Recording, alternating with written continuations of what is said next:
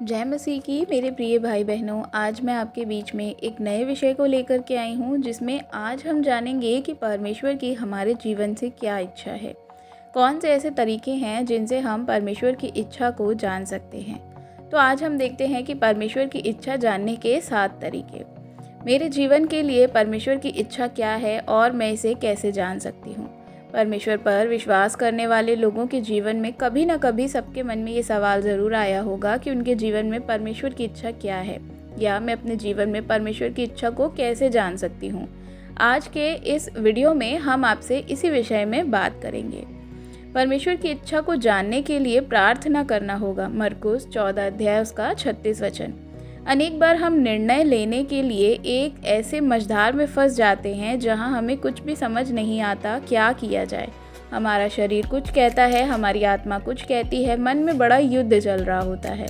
हम एक दबाव सा महसूस करते हैं, दिमाग काम नहीं करता। शायद ऐसा ही कुछ प्रभु यीशु के साथ हो रहा था जब उसे क्रूस की दर्दनाक मृत्यु को सहना था। वह मन में व्याकुल हो रहा था। तब वह गतसमनी बाग में अपने चेलों के साथ प्रार्थना करता था, पिता हो सके तो ये कटोरा मेरे सामने से हटा ले, लेकिन मेरी नहीं बल्कि तेरी इच्छा पूरी हो। मरकुस 14 अध्याय उसका 36 वचन।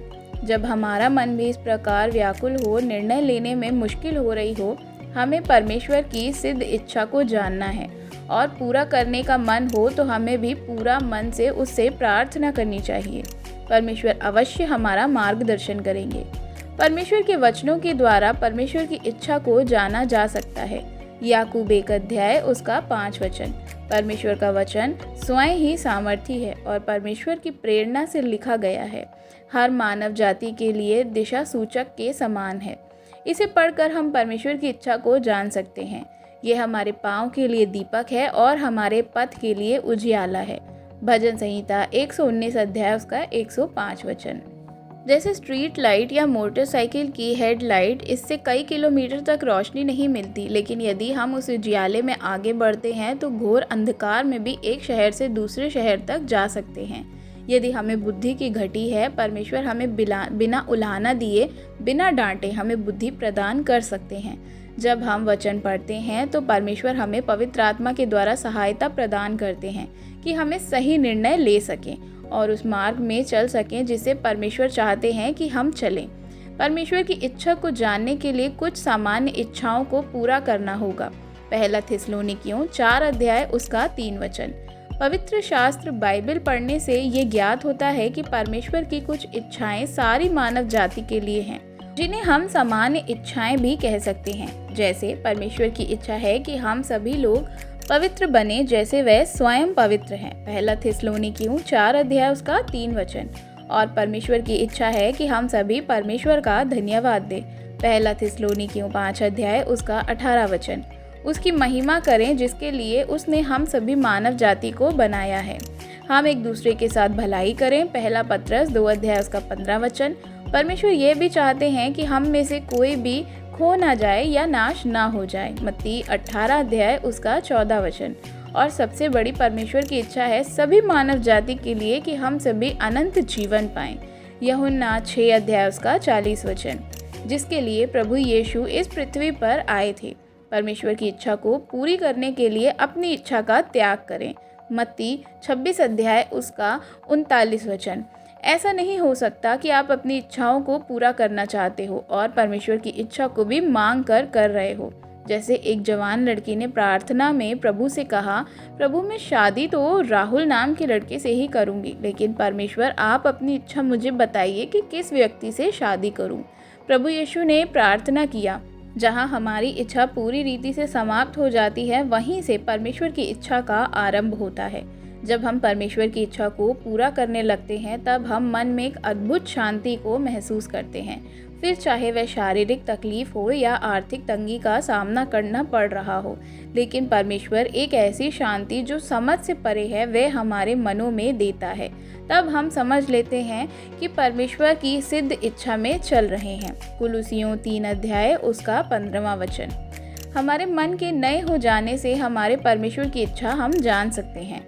रोमियो 12 अध्याय उसका 2 वचन। बाइबल में परमेश्वर के दास संत पौलुस रोमियो की कलीसिया को लिखते हैं, तुम्हारी बुद्धि यानी कि मन के नए हो जाने से तुम्हारा चाल चलन भी बदलता जाए, जिससे तुम परमेश्वर की भली, भक्ति और सिद्ध इच्छा को अनुभव से मालूम करते जाओ। राजा सुलेमान, जिसे परमेश्वर ने वरदान के रूप में अति बुद्धि प्रदान की थी, वह भी कहता है, अपनी बुद्धि का सहारा न लेना, वरन संपूर्ण मन से यहोवा पर भरोसा रखना, तब वो तेरे लिए सीधा मार्ग निकालेगा। नीति वचन 3 अध्याय उसका 5 आयत। सीधा मार्ग निकालने का अर्थ है अपनी इच्छा को वह बताएंगे या प्रदान करेंगे। मैं आपको एक कहानी बताना चाहती हूँ। एक प्रभु के दास थे जिन्होंने सेवकाई करने से पहले कपड़ों का वह व्यापार करते थे।